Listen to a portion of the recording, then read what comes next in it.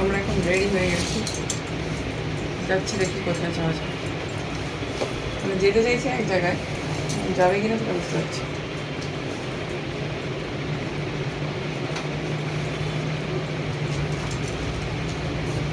আমি ওকে অনেকক্ষণ ধরে ক্যামেরার সামনে আসতে বলছিলাম, আসছিল না, হাত ধরে টেনে এনেছি। যাই হোক, তো আমরা রেডি হয়ে গেছি।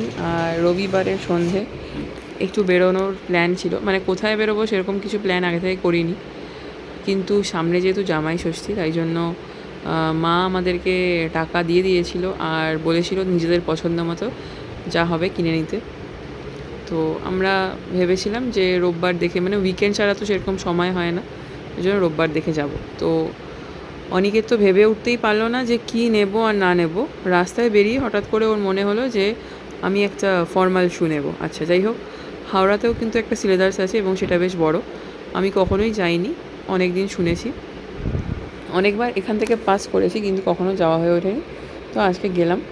হ্যাঁ, তবে স্প্ল্যানেডের তুলনায় স্টকটা একটু কম হতে পারে, বাট ভ্যারাইটি আছে, মানে পছন্দ হয়ে যাবে। প্রথমে ওর মনে হলো যে এরকম একটা ব্যাগ নেবে কিনা অফিসের জন্য, তাই জন্য ও এগুলো চেক করছিল। মানে মোটামুটি ট্রায়াল দিয়েই দেখে নিল, মানে কাঁধে ঝুলিয়েও দেখলো। দেখো তোমরাও কী করছে, কাঁধে ঝুলিয়ে দেখছে অফিসের জন্য এরকম ব্যাগ নেবে কিনা। তোমরাও কমেন্ট করে জানি ওই ব্যাগটা কেমন লাগছে।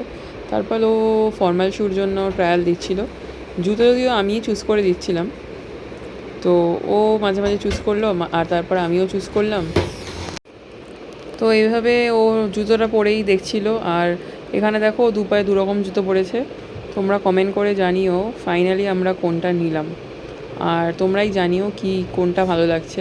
ফাইনালি কোনটা নিলাম আমি তোমাদেরকে পরে জানাবো, তার আগে তোমরা গেস করো কি আমরা ফাইনালি কোনটা নিলাম। আর দেখো মনে প্রচুর আনন্দ, নতুন জুতো কিনে নিয়েছে, হ্যাপি ফেস।